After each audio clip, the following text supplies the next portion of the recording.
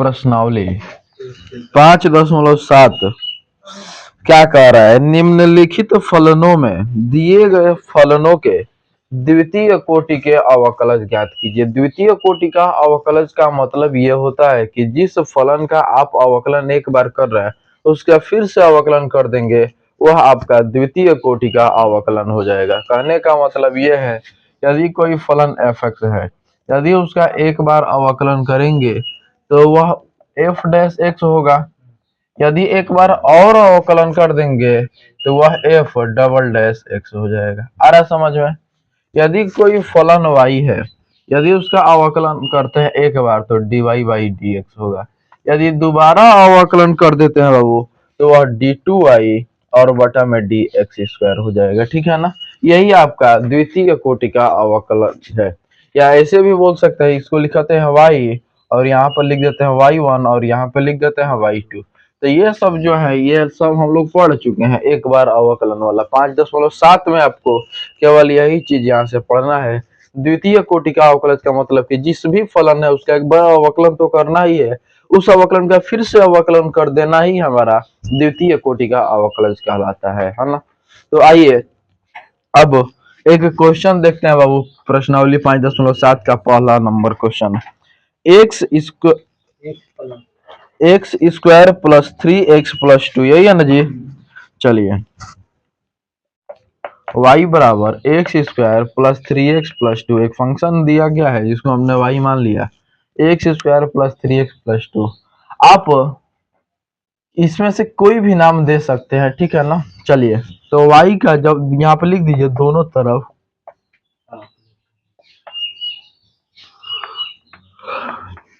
अवकलन करने पर y का अवकलन क्या होगा भाई?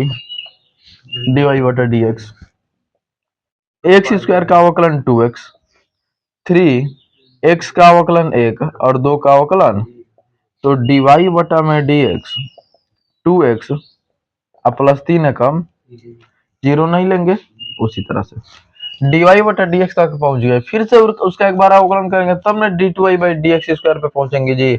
इसका जो इस एक्सरसाइज के पहला संकेत दिया है, कह रहा है कि दिए गए फलनों के द्वितीय कोटि का अवकलज ज्ञात कीजिए, माने कि हमको d2y बाई dx स्क्वायर निकालना है। तो एक बार तो अवकलन हो गया, पुनः इसका करेंगे तो d2y अब बटा में dx स्क्वायर इसका हो जाएगा और इसका अवकलन 2, x का अवकलन 1 और 3 का अवकलन 2 एकम 0 नहीं, 0 जोड़ेंगे तो उतना ही होगा, 2 हो जाएगा और यही आपका आंसर हो जाएगा पहले के लिए।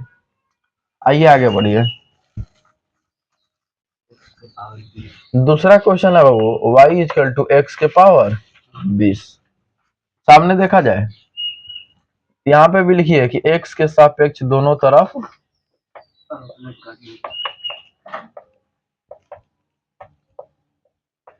अवकलन करने पर y का अवकलन dy बटा में ये 20 क्या होगा जी? पहले आ जाएगा, x के पावर 1 को हम करके लिखते हैं ना, ये तो सबको पता है। जब एक बार इसका और अवकलन कर देंगे, लिख देंगे कि पुनः अवकलन, दोनों तरफ अवकलन करने पर, तो d2y बटा में dx स्क्वायर 20 और ये अब x के पावर 19, 20 कांस्टेंट के रूप में बाहर हो जाएगा भाई। अब x के पावर 19 का अवकलन तो 19 x के पावर 18, d2y बटा में dx स्क्वायर बराबर, अब 20 में 19 से गुणा करेंगे, 19 दूनी 38, 380 x के पावर, और यही आपका आ रहा समझ में? 3 नंबर क्वेश्चन देखिए जरा क्या दिया है, या करिए, इसके बाद तीसरा कराते हैं। नोट कीजिए, जहां ना समझ में आए फिर दोबारा जरूर पूछ लीजिएगा, नोट कीजिए।